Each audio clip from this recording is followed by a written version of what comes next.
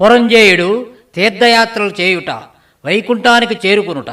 జనక మహారాజా అగస్త్య మహర్షిని యుద్ధంలో విజయం సాధించిన తరువాత పురంజేయుడు ఏ విధంగా తన జీవితాన్ని గడిపాడో వివరంగా చెప్పమని ప్రార్థించాడు. విజయలక్ష్మిని వరించిన పురంజేయుడు సదాచార సంపన్నుడై యజ్ఞయాగాది క్రతువులను చేస్తూ దేవేంద్రుని వలె మహావైభవోపేతంగా రాజ్యపాలన చేస్తున్నాడు. విష్ణుభక్తితో కూడినందువలన సత్య గుణ సంపన్నుడై ప్రకాశిస్తున్నాడు. శ్రీహరిని ఏ ఏ కాలాలలో ఏ విధంగా అర్చించాలో తెలుసుకుని ఆ విధంగా ఆరాధించేవాడు. ఎక్కడెక్కడ ఏ ఏ క్షేత్రాలలో భక్తవరదుడైన హరి ఏ ఏ రూపాలలో వెలసి అనుగ్రహిస్తాడో యాత్రికులను మునులను అడిగి తెలుసుకునేవాడు. సదాచారులలోనూ సత్పురుషులలోనూ పేరెన్నిక గన్నవాడై ప్రముఖుడై విరాజిల్లుతున్నాడు. ఎప్పుడు అవకాశం దొరుకుతుందా, ఏ క్షేత్రానికి వెళ్ళి శ్రీహరిని సేవించుకుందామా అని నిరంతరం పరితపించేవాడు. ఈ విధంగా కొంతకాలం గడిపాడు పురంజేయుడు. ఒక రోజున ఆకాశవాణి, రాజా పురంజయ, కావేరీ నదీ తీరంలో శ్రీరంగం అనే పుణ్యక్షేత్రం ఉంది. అక్కడ శ్రీహరి శ్రీరంగనాథుడనే పేరుతో విలసిల్లుతున్నాడు.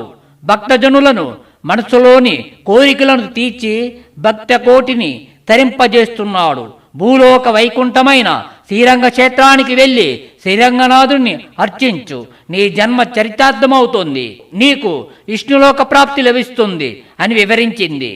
ఆకాశవాణి మాటలు విన్న పురంజేయుడు పొలకించిపోయాడు. రాజ్యభారాన్ని మంత్రులకు అప్పగించి శ్రీరంగ దర్శనానికి బయలుదేరాడు.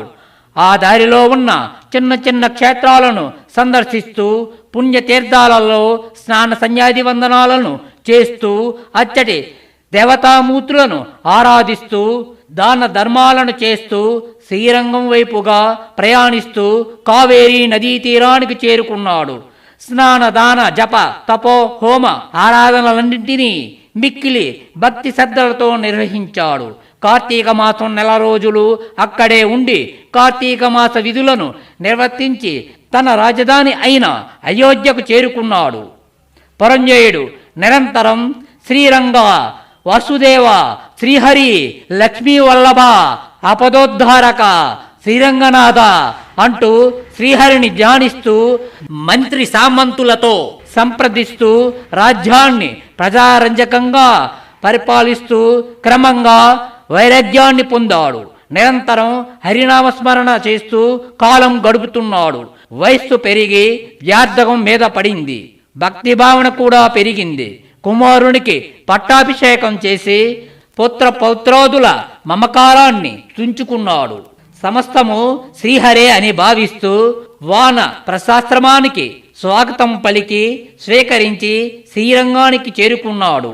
ప్రతి నిత్యము పూజాది కాలాలతో జీవితాన్ని గడుపుతూ శరీరాన్ని వదిలిన పురంజేయుడు వైకుంఠానికి చేరుకున్నాడు. 22వ రోజు పారాయణము సమాప్తము.